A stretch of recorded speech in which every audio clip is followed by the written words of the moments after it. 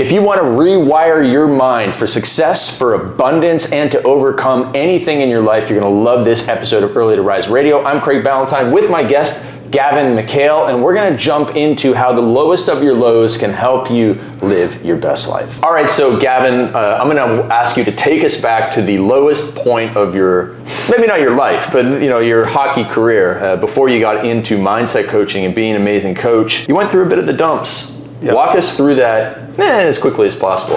Yeah, well, a couple months of really struggling for the first time in my life at anything that I chose to do. So I'm playing hockey in the Western Hockey League and I'm struggling, I'm losing games, I'm letting in goals. How old are you? 17 years old. 17 years old. So yeah, I thought I had the world, was taking the world by storm. I was not. And yeah, I was facing a lot of challenges, being away from home as well. I just wasn't prepared for that. And so it all kind of culminated on New Year's Eve when I decided that I was going to join a line brawl. And that's where everybody's fighting at once. So if you ever watch like any old hockey movies where all the guys are just fighting on the ice, this was that. Yeah. And that didn't really happen in 2005 that often. No, they had so many rules against it. Yeah, it was like a once a year thing, and I decided to join on that once a year and got my face punched in. Some New Year's Eve fireworks. Yes, that's right. And then a fun ride home. Was this on TV? No, but it's on YouTube. It's on YouTube. So they were calling the radio version? Yeah, it was a radio broadcast. Yeah. Okay. Yeah. All right. So you're how tall are you? 6'7". And how tall was the other guy? 6'4". Oh, he was. I was hoping that he was shorter, but he was not. Yeah, because I was like, how did he reach you? Yeah. But so you lost that fight in front of 10,000 people. And I lost it in pretty dramatic fashion. Yeah. Yeah. So that's like the lowest of the low at 17 years old. Why do you feel like, as you reflect back, why did you have to go through the lowest of the lows to get to where you are now? I think one of the biggest things that sets me apart is when I go and speak to a group and I share with them my story. I've been through the thing that they're most afraid of. Every entrepreneur and every high performer is so afraid that they're going to miss out on potential, or that they're going to, kind of be found out to not be what they're projecting on the world. That happened to me in dramatic fashion in front of 10,000 people, and I came back from it. And not to mention, I'm able to speak to groups about it and things like that. So I think that happening allowed me to, unfortunately, I didn't fix the issues right then and there, but it allowed me to see in hindsight where my mindset was not serving me, and the universe was trying to show me that. So our biggest fear, what you said, is a lot of entrepreneurs' biggest fear is falling flat on their face. Pretty much. Why do we have that fear? Why is that every human's fear? And how does that kind of manifest in their day-to-day decisions? Like, what does that lead us to do? Yeah, I think we all want to be that, show up as the best version of ourselves. We want to, get that external validation and prove how good we are. I think it's really a symptom of the fixed mindset that a lot of us were taught through school, through society, that if you fail, that means that you're not good enough. You're on stage, you're performing for the crowd, and they get to choose if you're good enough. It's this external validation thing, right? So if you fall flat on your face, that means that you're not good enough, and everybody can see it. So it's super scary to look stupid or to look like you're not good enough in front of the world. And that's what, we all think everybody's watching us all the time when really they're not. Right, okay, so then what does that lead us to do? How do we handcuff ourselves? How do we hold ourselves back from achieving more in our business, more in our personal lives, because we're always walking around with this fear of the judgment of others? Yeah, we try and protect ourselves from that pain.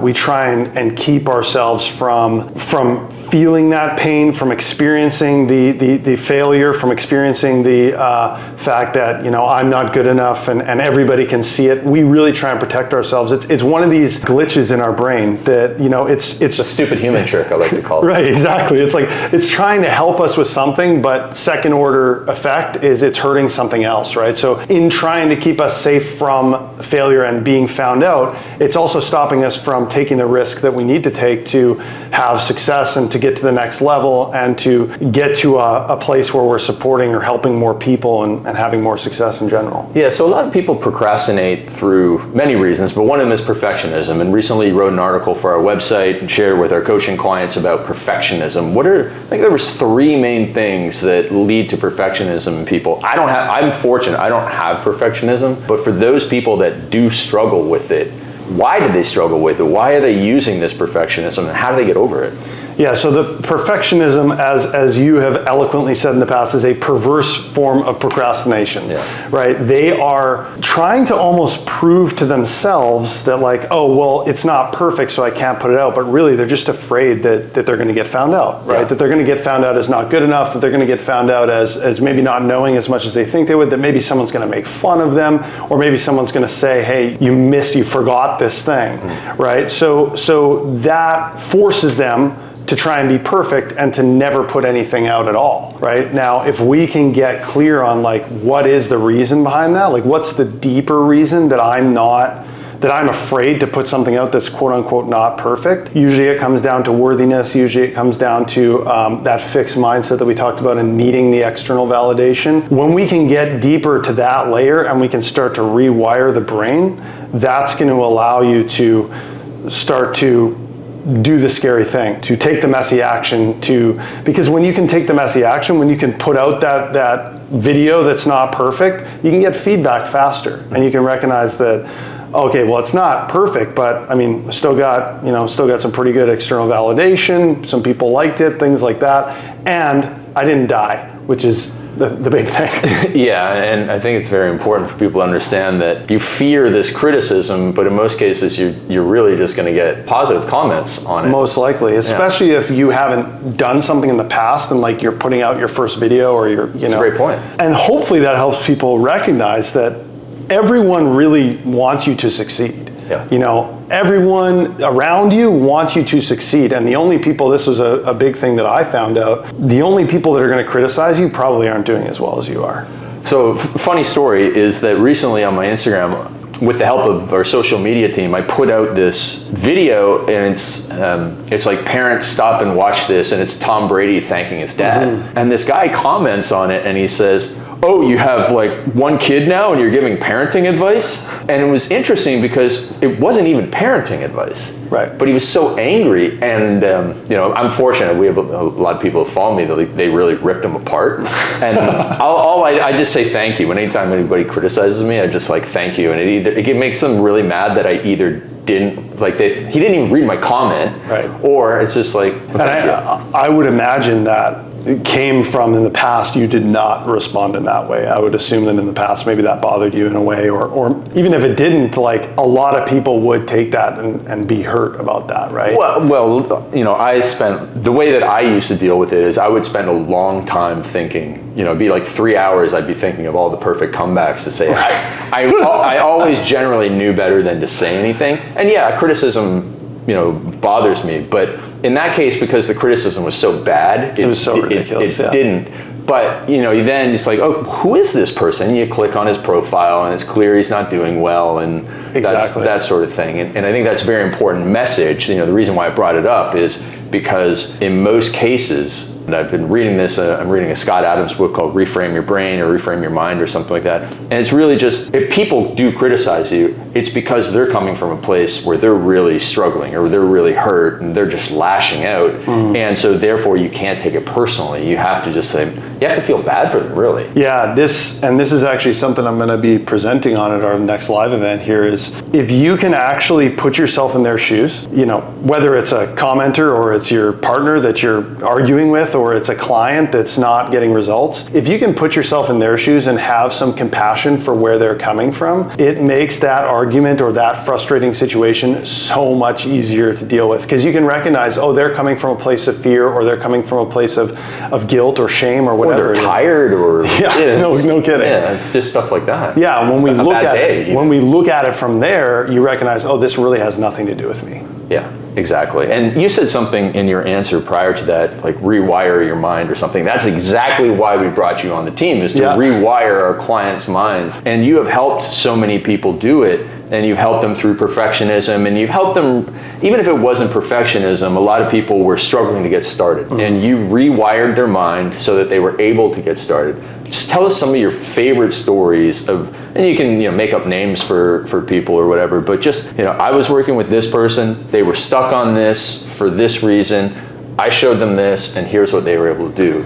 Yeah, man, we have so many of those. So one of our clients who just came in here and we had a conversation with her, she was struggling with this specific piece of her business and how, how is it going to be perceived? How am I going to be seen? And when we helped her recognize that this was a bigger issue, right, of how was she going to be seen in general, she could then take that and start to rewire that belief and believe like, it's how I see myself, not how other people see me. Like that's what really matters. Okay, well, let's break that down because I think that's very, very common in entrepreneurs. They don't want to go and do something big and they kind of hide behind, I don't want my business to be seen that way, but they're really scared about people, again, criticizing them individually, right? Yeah, it's always this, the best analogy was, if you're pointing one finger out, expect that three are pointing back at you. And generally, if we are worried about something outside of us, turn it around on yourself because it's probably that you're worried about that you're not going to be accepted or that you're not good enough or whatever it is. It's not the program that's not good enough. It's you that you're worried is not good enough. When we can do that, we can take responsibility and then we can make the change in ourselves. And if I can accept myself as I am, then I don't need anybody else to accept me as I am. If I can accept that I am worthy of the attention or the money that I'm getting, I don't need anybody else to think that I'm worthy of it. And when we can make that change and rewire our brain in that way and start to look for evidence that those things are true, then we don't need any of that external validation and everything just starts to fall into our lap. So that's one of those really great examples of, I understand what you're saying, and it sounds good. How the heck do I go from where I'm thinking that I'm unworthy to just going, all I need to do is just think that I'm worthy. And now, okay, all right. It's a great piece of Instagram fodder, but just think that you're worthy. When we go deeper, what's the, I remember when I wanted to make more money in my business and someone said, well, you got to do the affirmations, right? And so I'm standing in the mirror and I'm going, you are rich, you are wealthy. And my subconscious brain, which is 95 to 98% of our brain, is going, no, you're not. You don't have any money in your bank account, right? Our subconscious brain is an excellent BS detector. And when it detects BS, it's going to go, absolutely not, that's not true. So what we need to do is we need to go in and pick out what is the story that your subconscious brain is telling you. Generally that comes from some painful thing that happened or maybe it's just like the way that you've been programmed by society. Sure. When that happens, our brain installs this like rule that it sounds, the devil on our shoulder is making it sound like a rule or a fact, but really it's just a belief that can be changed. So if we can go in and pick that out, which that's what we do on a lot of our calls, or even in just talking with people, we can recognize some of those stories. If we can go in there, figure that out, and then rework that, again, rewire that into a story or a truth that serves you better, then all we have to do is go, okay, this serves me way better, right? I accept myself as I am, for example, instead of worrying about other people needing to accept me. Now we can just go and look for evidence of that. Now we can just go and find in our lives our reticular activating system, which tells our conscious brain what to focus on. I can just go and reprogram that to look for new evidence. That's really the way that we, how to this whole like new affirmations and rewiring your brain. That's the how-to process. So a lot of people who are entrepreneurs probably have tried before, and maybe they've failed in a business before, and now, even though they're kind of getting a little bit of success in the new business, they're thinking, I'm just going to fail again, because that's the devil on their shoulder. You're just going to fail again. Or their parents said you're never going to make it, or your friends said you're never going to make it, or just go get a real job or whatever. So let's say that's the devil on their shoulder, and that is the experience that they've had. That's some reality. Right. But they've started this new business. What evidence did they look for to overcome that? Yeah. So it's like, well, I have a lot of evidence that that's true, right? So how am I going to change that? So I actually like to break it down into 3 levels of evidence, and you can decide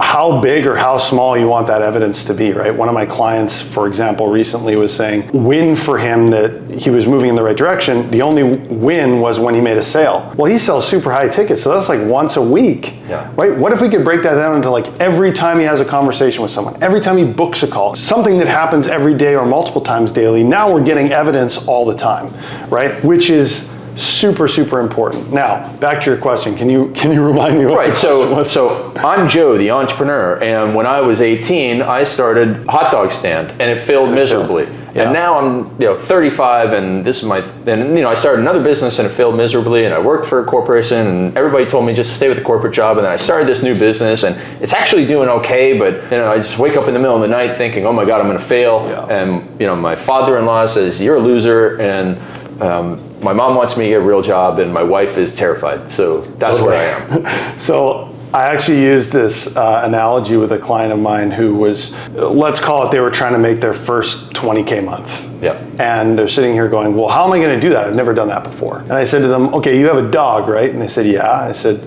cool. So the day before you had a dog, the past evidence would have said, you're never going to have a dog. Except the next day, you got a dog. So the point being, past evidence does not need to dictate the future. Just because that happened in the past doesn't necessarily mean it's going to happen in the future. Yes, you have evidence that it's happened in the past, but the one thing you didn't have then was all the experience of all those mistakes that you now have that you can learn from. And most times, so many people just put all this stock into what happened before, and they don't recognize that you can learn from that. You've got more experience. You've built a business that's more aligned with who you want to be and what you want to do and your message in your life.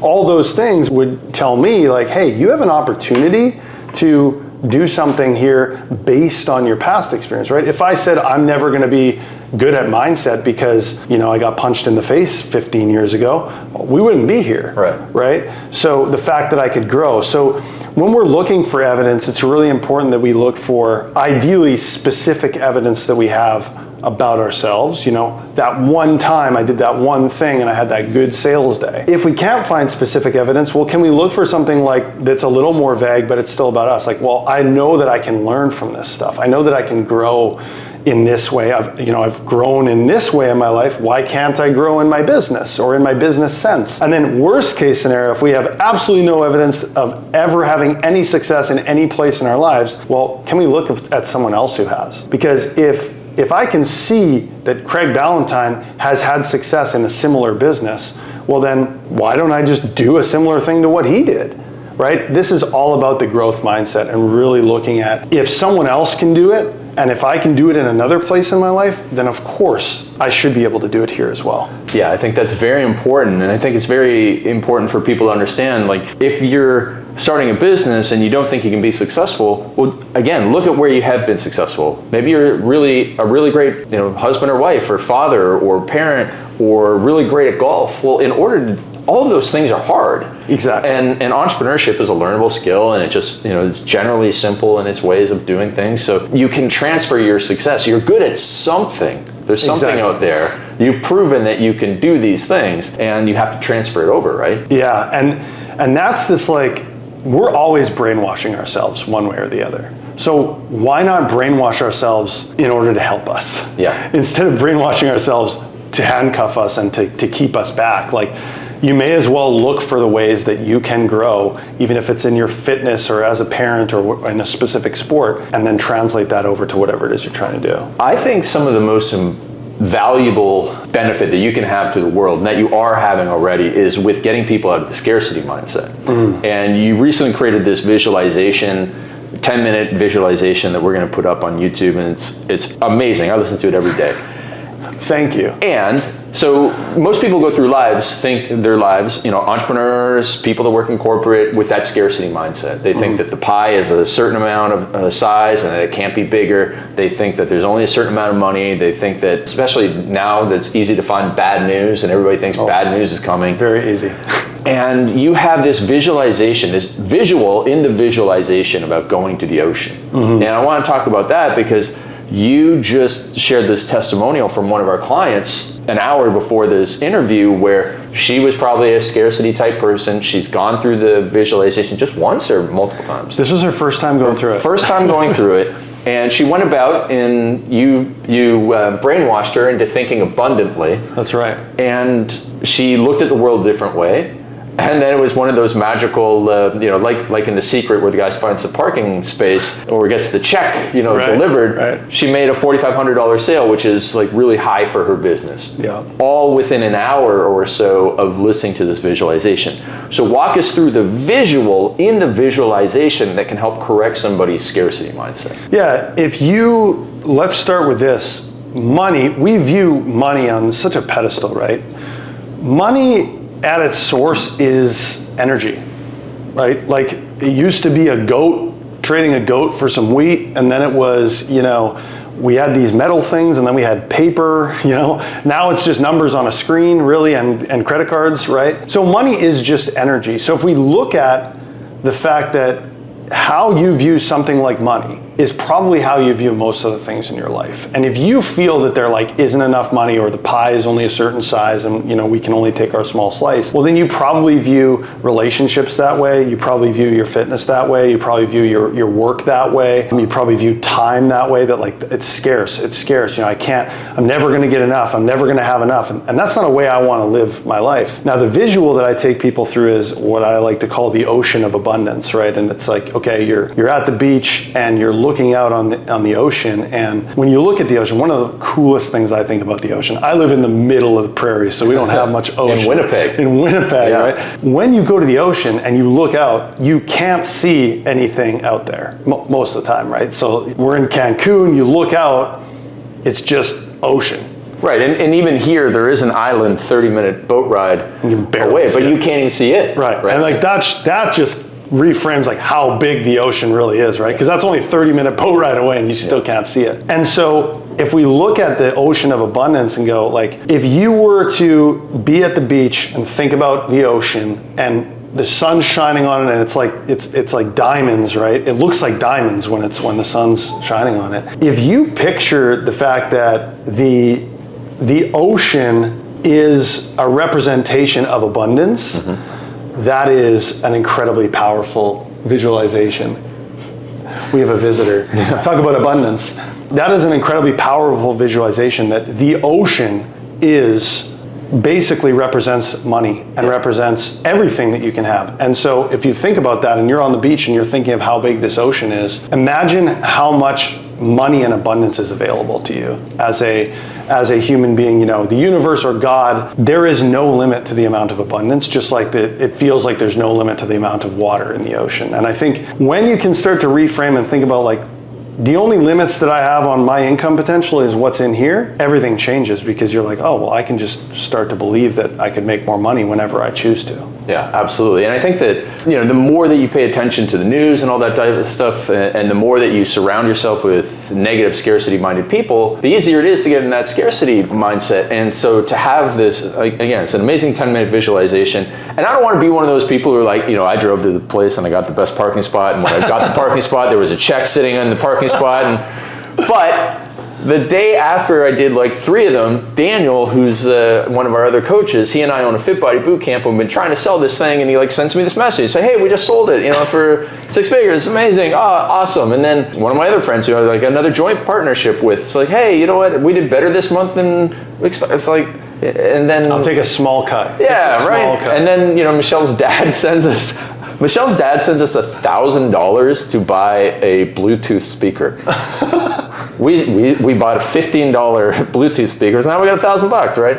And talk so about abundance. Yeah, and you know what? There's probably some bad things that happen, along the way. But when your mind is wired for abundance, it's being optimistic, as the Dalai Lama says. Be optimistic. It just feels better, and be abundant. It just feels better, regardless of whether or not the checks start raining into your mailbox. Yeah. But I think it is so powerful because so many people need it, and I've never heard you describe it as, if you look at money this way, you probably look at relationships this way, and your whole view of the world is that way. Because I think a lot of people don't see abundance in relationships either, which totally. And honestly is probably even more important for your long-term well-being and your health to have an abundance of relationships. Yeah. And it's certainly something that I've always looked at in abundance.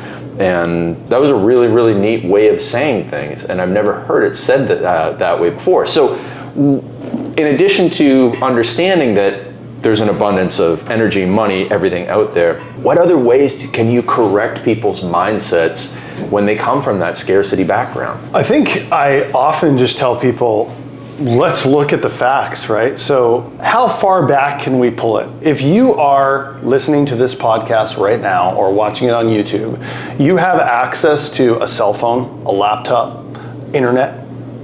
There's a lot of people in the world that don't have access to that. You know, we have a roof over our head, we have clothes on our back, we have a warm bed to sleep in. What you appreciate appreciates. So if you appreciate even those seemingly little things that we have, that a lot of us have, you can start to recognize that, like, man, I am in a really, really good place. I would say that most of the North American world that listens to podcasts is abundant.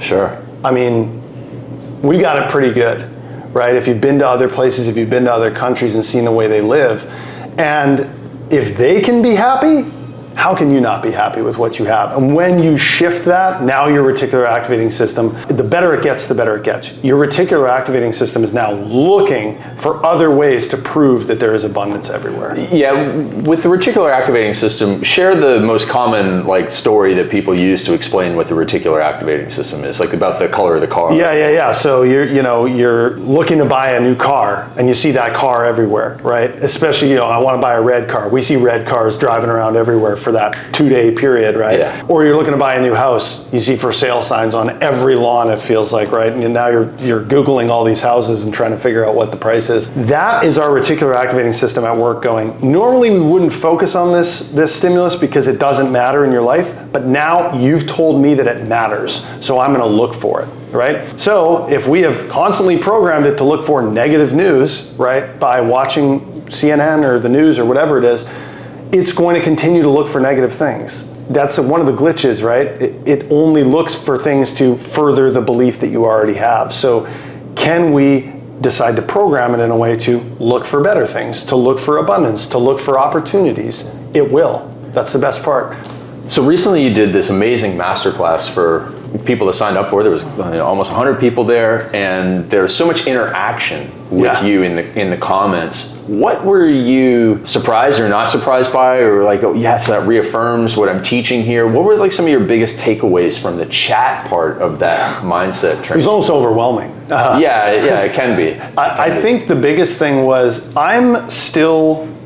I still need to find evidence myself that this work is as powerful as it is, right? I'm always having this thought like, oh, they don't need it. They're gonna laugh me off the stage, whatever. Like, they don't need this stuff. And so these comments coming in and the amazing vulnerability that people had was so powerful for me to recognize. Like, look at all these people who just signed up for this thing, right?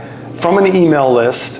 And look at they're sharing these very powerful stories and these things that are guiding their subconscious thoughts and beliefs. So it allowed me to collect more evidence that, wow, we're on the right path, people need this work. And then it also really reaffirmed the fact that when you give people a safe space, when you give people a container of feeling safe and feeling like, there's other people like me, they will open up and they will really, and that spurs itself on, because then one person opens up, another person opens up, another person opens up, and I can really start to see now we're cooking, because then I can help them. Yeah, and it was personally really interesting to me because one of the attendees was one of my university professors, really great guy. Glad you didn't tell me that before. Yeah, I mean, this guy is world famous in the sport and physiology world, and he was on there, and he's making a bit of a career shift, and he was really sharing some deep stuff and personal stuff, and it was amazing to see that you brought that out. And I think that there's something about you personally, I think, that allows people to do that. And we're down here in Cancun, we got a mastermind meeting that we're having in a couple days, and again, we've made it a safe space for people to share. And you've done this a couple times before at multiple masterminds. What have been some of the big breakthroughs, and why is it even more important to be in the room, in the safe spaces with people who have also gone through this? Why is that the most powerful place to have a transformation? Yeah, so more so than being on Zoom. Yeah. If everything is energy, as we just talked about with money and all that, being in the room the proverbial room, you are in the energy of the other people that are in the room, right? You are in the vibration of the frequency. So someone like you is in there, and we've got some of our clients who are just doing incredible things and making lots of money and having tons of success. They're in there and they're, bringing the vibration up. Like, it's almost impossible to not feel incredibly excited and inspired to be in this room. And I invited a friend of mine to come. He's a young guy. We had a newer client who was hanging out with us last night at dinner, and he gave us this feedback that he's just like, I'm so overwhelmed. Like, how do you guys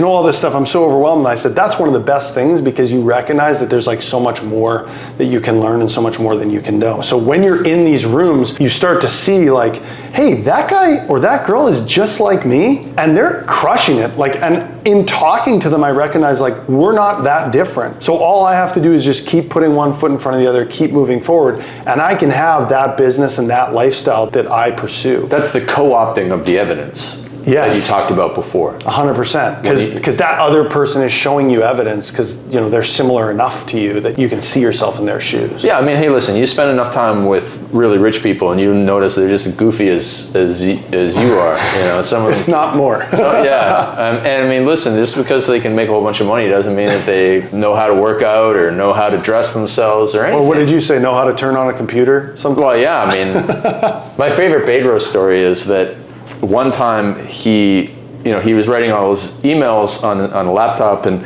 he somehow accidentally spell corrected the word because on his computer. So it's like you can change like the correct spelling so that he had the U in front of the A. And so every email that ever went out from him had because spelled incorrectly, even though he spell checked the email, because he had somehow, with his big fat Armenian thumbs, as he describes them, had somehow said, no, this is the correct spelling of because. And so all of his emails had because spelled and wrong. Incredibly successful, incredibly because financially successful. Yeah, and so everybody's got their flaws, right? That's now, right. You were mentioning before when you were doing the training that it was a validation to you, and that it helped because you're still looking for a bit of validation. So what are some of the biggest mindset challenges that you're working through, and what have you been doing recently, and what's the work that you do every day? Yeah, so imposter syndrome is a big one, right? Like, when we look at it, I've really only been actively coaching this stuff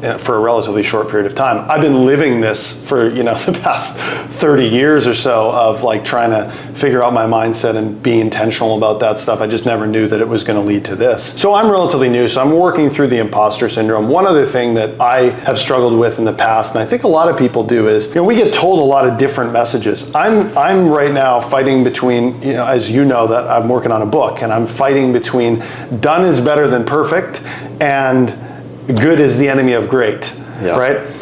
I sent you the first copy and I was okay, done is better than perfect, get it out, right? And then you gave me really good feedback that was like, this is good, it's not great, right? So I'm fighting between that right now of like, how do I make sure that I get things done quickly so that I can get feedback quickly and make them great, right? I think it's kind of a both type of thing the more that I learn about it. Some of the stuff that I do daily is, we've heard this before, but it's the foundational work. Practicing gratitude, some form of mindfulness, and that can be as small as one intentional breath. It doesn't need to be a big meditation thing. One intentional breath. Taking intentional breaths and focusing on that focuses you in the present moment. So what's an intentional breath? Thinking about the air coming into your nostril and thinking about the air going out of your nostril. Okay. Thinking about the air coming into your belly and the air going out of your belly, right? Just being intentional about it, it puts you in the kind of what almost every meditation does for the first couple of breaths. Totally. Yeah, okay. But it doesn't need to be this big thing if that scares you, right? If one breath is all you can do one breath. Yeah, okay. You've done some form of mindfulness. I journal a lot, because when I write it out, then it takes the power away from it because it's out of my head. And then kind of on the bigger picture has just been constantly, I keep a swipe file of positive feedback, positive testimonials, screenshots, so that if I'm not having a good day, I can pull out that swipe file, I can swipe through and go, look at all these lives that I've changed. Yeah, absolutely. Okay, so journaling, and you said it takes the power away. So what is that? Is that like, I'm frustrated by something, I'm going to journal about it, now it's not that big of a deal? So when you write something out, one of the things that I have recognized is I write out this story. Let's say it's a very powerfully charged story for me of me getting punched in the face, right, to bring that back. You can read that, it's the same words, but you have a very different lens on that. You find it funny. In fact, a lot of us find it funny, and maybe I'm still struggling with that, and it's really hard for me. What you start to recognize is that the power that is given to these words and these stories is through your lens and through your perception of reality. And so someone else reading these words has a totally different perception of reality. So there's a totally different story going on around those words. So when you can write them out, you get it out of your head and you essentially take away those stories and take away that lens, and it's just words on a page at that point. One of the things when I'm coaching somebody, I find that it's really easy to solve their problems because they are emotionally attached to the problem. And I think that maybe this journaling aspect can help you emotionally detach from the problem. A lot of people are like, oh, I've got this employee, they're horrible, they do this, and this, but they've been with me for 4 years, and well, you're just emotionally attached to this problem. It's clear, like to anybody, any other rational observer of this problem would say, you're losing money by having this person on your team, and the only reason that you won't let them go is because you've known them for 4 years. That doesn't make any sense. Went to their birthday party or something. Right, yeah. So it's that emotional attachment. So maybe the journaling helps relieve that emotional attachment, allows somebody to make more rational decision. Yeah, it's one of the things I'm going to be presenting on this week is how to make yourself a more objective observer of your own life so that you don't allow your emotions to dictate these decisions, and you can make better, more objective decisions. Okay, well, yeah, that's good, because I'm going to talk a lot about emotional regulation, which amazing. When beginner entrepreneurs hit the panic button, it's because they have no emotion. Well, it's not just beginner entrepreneurs; it's entrepreneurs at all levels. Yeah, we see them at all levels. Yeah, it's the emotional regulation that's leads to bad decisions. So then you're doing this on a regular basis. How has this changed you in the last 6 to 12 months as you become better at the processes? Yeah, I mean, 1 year ago today, I had never presented in front of a group in person. No way. No. Wow. You guys gave me my first opportunity to do that, and now I've presented on, probably close to 10 stages in front of probably close to 1,000 people. So, I like to call it since doing this work, opportunities have quote unquote dropped into my lap, right? I have opened up the opportunity to allow these things into my life. And I think that's been the biggest thing is instead of trying to force it and trying to control it, I have worked on myself, and these external things have started to come to me. Question related to the hockey story. So, it's 2005, you're 17. You're bringing that back again. No, I've got a weird question. Because I remember when you were presenting this at the mindset training, the way that you said, like, after that, it's surprising that, you've been able to go on and do these things. Whatever happened to the other guy? Shire. Man. The guy that hit you in the face. Did he become like the president of a country or something with this newfound confidence? I will say this, I have Googled him. I think he's just got a regular job doing a regular thing. He had a short-lived career in the Western Hockey League, in the same league. So unfortunately, he didn't get the confidence that he should have got from punching a big 6'7" guy in the face numerous times. I don't know if he knows how much he's being talked about right now. His ears are burning. That story has come a long way, hasn't it? He doesn't realize what gift to humanity he gave by throwing the rights. I should actually send him a message and say thank you. You should send him an edible arrangement. An edible arrangement, that's right. Shire, thanks, bro. Thanks, man. Really appreciate it. Oh, man. If anybody knows Luke Shire. From somewhere in Western Canada. What team did he play for? The Portland Winterhawks. Played for the Portland Winterhawks in 2005, 2006. That's right. Amazing. So now, you've gone through all this transformation in the past year, you've been growing, you've been hitting all the stages, you have over 20 clients, you're coaching every single day. What are the things that you're seeing most often, and what are the fixes that you're providing? So to what we've been talking about, I'm seeing a lot of blind spots, right? We can't read the label from inside the bottle. Like you said, we're emotionally attached. We're kind of in the eye of the tornado or the eye of the storm. So I see a lot of people, oftentimes I'll just ask them one question and just let them talk, especially if they're struggling or they're like emotionally charged. I'll just be like, tell me about it. And then they'll just pour all these beliefs and stories out, and I'll just be writing notes like, oh, that one. And then we can go to work on those things. So I see a lot of blind spots, and I think the biggest way that I can help them is just let them talk and then allow them to see a different perspective. And I think that's one of the biggest ways that coaching is super valuable, is you have this objective observer of your life and of your career and your business that can help you. So that's one of the things I see. And then the other thing I see is just wanting to be, not being very patient with the process, wanting to be done, like kind of a one and done, right? We do these things at live events where we get these huge breakthroughs for people, right? You've seen it, we've all seen it, right? We rewire their brain, they get this new identity and they leave. If you're ever somebody who has like left an event and gone like, oh, this is amazing, and then 1 week later you're like right back into the same thing, it's because they're not giving it enough time and space to really build up that evidence base, right? Alex Hormozy says, you don't build confidence by shouting affirmations in the mirror, you need an undeniable stack of proof. That undeniable stack of proof does not take 2 weeks. It takes months, it takes quarters, years to really develop that stack of proof and really hone in on it. So a lot of times I see people just shortchanging themselves and not allowing themselves to go through the process of finding evidence that their new belief is true. How do you get non-talkers to talk? How do you get non-talkers to talk? Well, I would imagine that they are not very confident in their voice. But when you're coaching somebody and like somebody doesn't want to open up about something, so maybe they're not necessarily a non-talker, but they're hesitant. Yeah, so I've had this happen a few times. I just get real with them for a second and I kind of like break the frame and just go, hey, you signed up for this thing, you clearly want something out of it. I'm not feeling like I'm getting a whole lot from you. What's going on? So the biggest thing for me is like saying like, this is what I'm feeling. Is that the case? And oftentimes that will lower the walls a little bit. Like if I just open up and say, hey, like I'm kind of feeling this way. What are you feeling? And it's a delicate process. And what would you give as advice to somebody who wants to be more empathetic? You seem like an empathetic kind of guy. Yeah, I do feel that empathy is like, a trait that some of us have a little bit more of. I think if you can ask yourself specific questions, what may be this person's way of thinking? And can I put myself in their shoes? I did this actually with a client recently who was arguing with his wife a whole lot. And I just said to him, if we were to just turn the tables and you were to step in your wife's shoes for a second, what do you think she's feeling? And he's like, probably scared. She's probably this, probably that. And like, it immediately, you could tell it just shifted his entire perspective.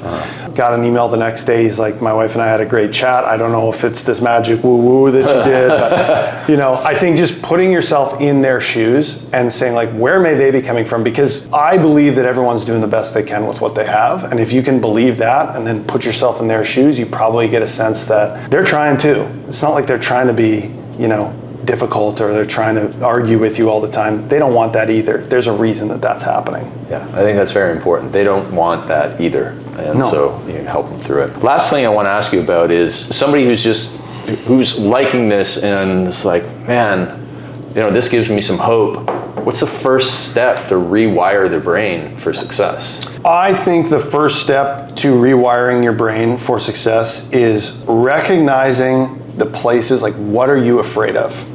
So recognizing the places where you're afraid. Are you afraid of failing on a big stage in front of people? Are you afraid of being seen because you're making more money or because more people are following you on social media? Are you afraid of success? Does success bring with it different expectations of you? So like asking yourself, like, this is the thing that I'm doing that's not in alignment with what I want to be doing. Why?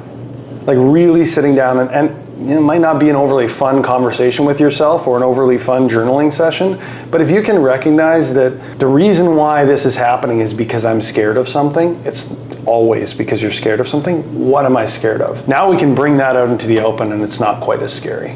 Nice. Well, that's a good first place to start. Yeah. Awesome, my man. This was a lot of fun. Great conversation. Yeah. Is there anything else you want to share with entrepreneurs, people that want to be more successful? Yeah, when we have these conversations, there can be a lot of self-judgment, right? We're all high performers, we all want to win, right? So there can be a lot of judgment like, I can't believe like that, and that. That's all me, right? You're not alone. You've been there, I've been there, the other people on our team have been there. A lot of our clients who are doing incredible things right now have been there. You're not alone. Every business owner feels this way at some point. Just recognize that you're not wrong for this and judgment is not helping you in any way. Yeah, I think it's very important to be around more people, like-minded people who have been there, done that, and who are going through the same thing as you, because that's the energy in the proverbial room, as you said, Absolutely. that you need. Gavin, what's your Instagram? We're about to make a change, and it's going to be more similar to yours. It's going to be at Real Gavin McHale. McHale, MCHALE. That's right. Awesome. All right, and what I want you to do is I want you to send Gavin a message and ask him for the link to the visualization. Okay, Yes. We're going to have this available for free, but you need to send him a direct message to get that. Of course, you can also send it to me, his secretary, at Real Craig Ballantyne. I'm happy to send the link as well, and then I'll make sure that you get access to his Instagram. Is there any other way that people should get a hold of you? Yeah, Gavin at craigballantyne.com if you really want to get into it. Yeah, and send what you're struggling with. Gavin would love to help. Absolutely. Gavin, this is absolutely amazing, and I'm looking forward to helping you bring your book to the world. It's absolutely needed to help people rewire themselves for success. This is Craig Ballantyne from Early to Rise Radio. We'll see you on the next episode.